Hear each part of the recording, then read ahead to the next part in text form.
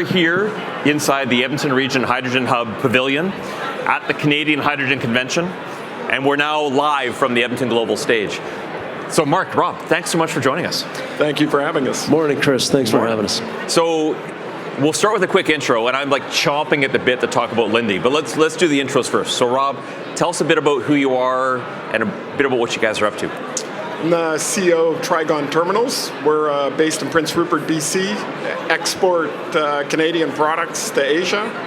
Closest terminal, deepest water, lots of infrastructure, and excited about hydrogen as ammonia exports. Oh, fantastic. So you're going to get ready to export it. You guys are working all kinds of things to produce it. The announcement this morning out of Lindy is maybe where we can start, Mark, but tell us who you are, a little bit about AIHA, and then let's jump into the Lindy stuff. Yeah, absolutely, Chris. So again, thanks for the invitation here this morning. Really appreciate it. Yeah, so I'm Mark Plamondon. I'm the Executive Director of Alberta's Industrial Heartland Association.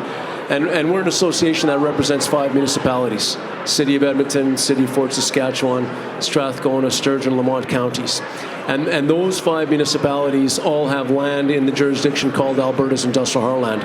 And what's exciting about Alberta's Industrial Heartland with this conference is this region really is very well suited for the production of low-cost, low-carbon hydrogen, which fits well with this conference and lends itself well, hopefully, to meeting global demand and utilizing the Port of Prince Rupert and some of the assets that Rob will be talking about here today. So what our main role is to work with companies around the world to help them figure out, when they're looking at their next capital investment, where does it make sense for them? We want to help them understand the competitive advantages, understand all of the regulatory frameworks, potential joint venture partners, infrastructure, everything you might need to help understand to make an investment decision, and that's the type of work that we do. And we work with partners like Edmonton Global as well, of course. So nice to be here today. Yeah, fantastic. And I'll pick up on that last point. Yep. You know, at Edmonton Global, we work so close with AIHA, and it's I think it's a wonderful working relationship and a lot of actually really close personal relationships too between the two organizations. A lot of the work that you're doing is really on the heavy industry side, but I think that's in some ways is almost a bit of a misnomer, because so much of what you're doing is actually clean rather than kind of the thinking of heavy. Yeah, and to that point, so the direction of new industry, it's interesting. 5-6 years ago, when you'd be talking to companies about their next major capital investment, talking about management of carbon and carbon emissions and greenhouse gas emissions, it wasn't as prevalent. Today, you can't have a conversation with a heavy industrial proponent without talking about how you're managing greenhouse gas emissions, how they're going to be capturing or sequestering their carbon emissions. That's just standard table stakes today for building new facilities. Companies want to position themselves to produce low-carbon, low-cost products as the world is going to be demanding going forward. And that's, I think, where the Industrial Heartland fits really well, right? As companies are looking for a jurisdiction to produce these types of projects, it fits in our jurisdiction, it fits well with the hydrogen story, fits well with this convention, and hopefully fits with a lot of the export assets as well. Yeah, I agree 100%. We're meeting with companies around the world, and it doesn't matter what industry they're in. The first thing that they often talk about is, what can we do to decarbonize our industry? And that's often why they're looking at us. So that, I think, is the perfect lead-in to talk about Dow. So Dow, they're not at FID yet, hopefully by the end of this year, but they've got a proposal to build the world's largest net zero ethylene polyethylene facility. It's roughly a $10 billion project. Again, that's getting closer and closer to FID. And today was a major milestone on that, with an announcement that Lindy is the proposed company that will be supplying them with hydrogen. And while they're not talking dollar value, we know that it's going to be a global scale project of a similar scale to what Air Products is doing. And Air Products, of course, is building the world's largest net zero hydrogen facility. So a gigantic win. Can you just talk, and I know you worked on the Dow project for a good 10 years.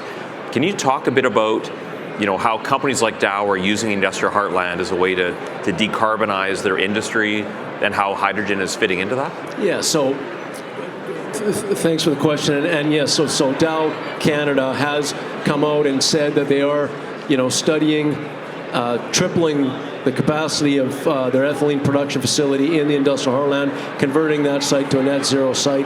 And yes, they have not yet reached final investment decision, but they're signaling that they would like to do that sometime this year.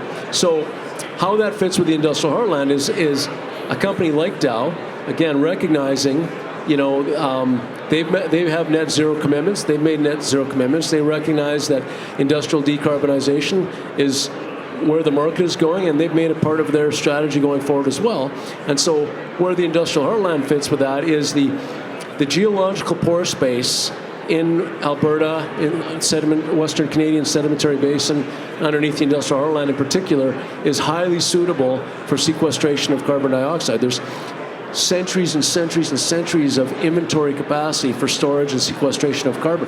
And so that creates an opportunity for the production of low carbon hydrogen, which then creates an opportunity to help decarbonize industrial facilities in the heartland, and that's part of the strategy for the Dow facility in Fort Saskatchewan as well. And so that's how all this fits. Like, the carbon capture and sequestration capability in this region, and with the geology that we have, that underpins the entire, essentially the entire hydrogen production at scale, and that underpins the industrial decarbonization that's happening. And so that's how all that fits. The announcement this morning, Dow announced this morning that they have awarded the hydrogen facility to Linde, so that's exciting news. That's another large-scale hydrogen facility that could be built in the industrial heartland should they meet final investment decision. Yeah, it's amazing news. And again, I think we all have our collective fingers crossed to get us from here to that FID, ideally later this year.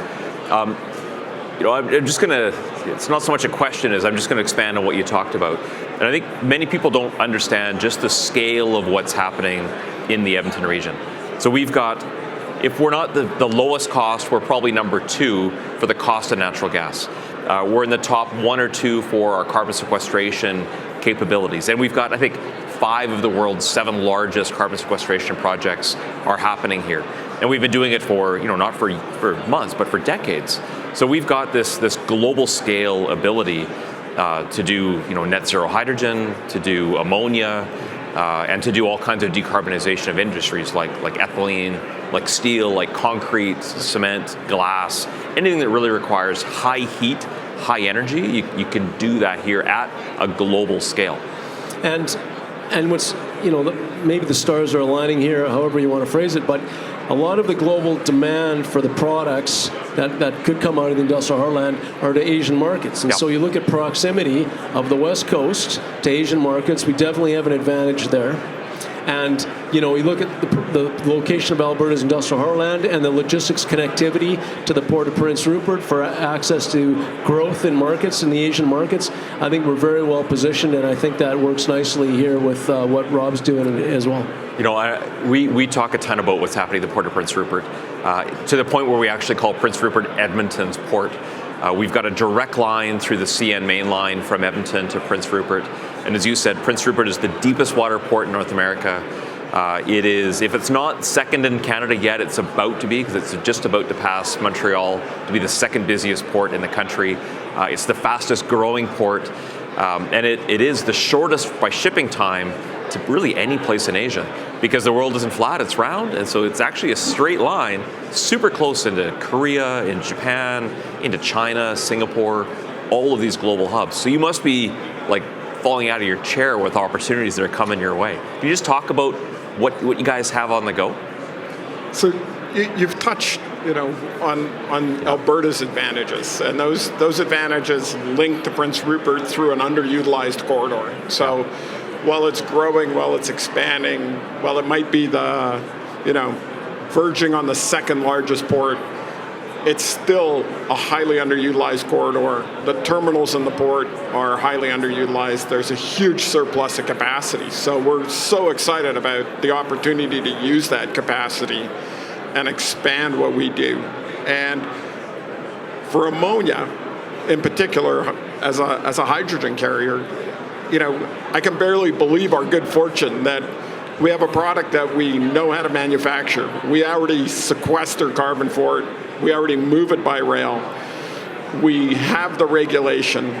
So we know how to build the plants to scale. Yeah. We know everything we need to do for that product to manufacture it at scale for export and help the world reach net zero. It is super exciting, and we're advancing. So at Trigon itself, we have got shovels in the ground on the first infrastructure where we're building a purpose-designed berth for the purpose of ammonia export. Oh, fantastic. And that's a project that's, we're into that project for $100 million already. And full support of the federal government, full support of Indigenous partners and communities. Yeah, it's amazing. We had a conversation earlier today with Nitin from the MOL Group. They're one of the largest shipping companies in the world. They've got ammonia carriers. They're about to build 130 new ships to help move ammonia, from here to other parts of the world. The growth opportunities are unbelievable. So when we talk about the production, we talk about getting it to markets. How fast are you scaling? That's a question I always try to balance, because 3 years ago we weren't talking about ammonia production at all. Ammonia as an export was not on our radar. 3 years. 3 years. Wow. 3 years ago, people from Japan were knocking on our door going, we're going to change the energy stack in Japan and we need hydrogen as ammonia. And here we are today talking about scale of export. So in a Canadian context, it's great. Our competitors, in particular with the introduction of the Inflation Reduction Act in the US, have changed the playing field. Yeah. So while we're making good progress, we need to go a lot faster. On a pure project basis, 0 for 7. Canada 0, US Gulf Coast 7. So what do we need to do? We need to pick up the pace. Yeah. We need to de-risk and have some environmental, regulatory certainty about how we do this. And we need to get full collaboration as Canadians going.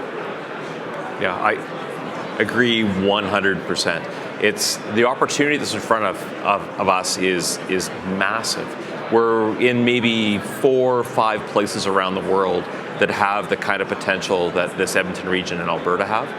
And no one's cheering us on except for us. So it's really up to us as Canadians and as Albertans to say, we're in this. We're going to be one of the places that this $11 or $12 trillion economy is taking place. And if we don't really go after it, this moment in time, this really unique moment in time, could pass us by. So I agree. We got to get moving. We got to move at speed. And having regulatory certainty is a big help. Big help in that. I think that's one of the areas that the industrial heartland actually is probably showing some real leadership as well, because you've got a lot of the, on a more municipal level, the structures in place, the zoning, the things that often can derail a project at the local level, you've already got done and set to stone. Yeah, I think there's been some significant progress over the last 3 years. Collaboration between Alberta Environment and Parks, which is now Alberta Parks Protected Areas. Yeah, Alberta Protected Areas, right? Yeah, it keeps changing. Sorry. And Alberta's Industrial Heartland Association, the municipalities, as well as the industry, Northeast Capital Industrial Association.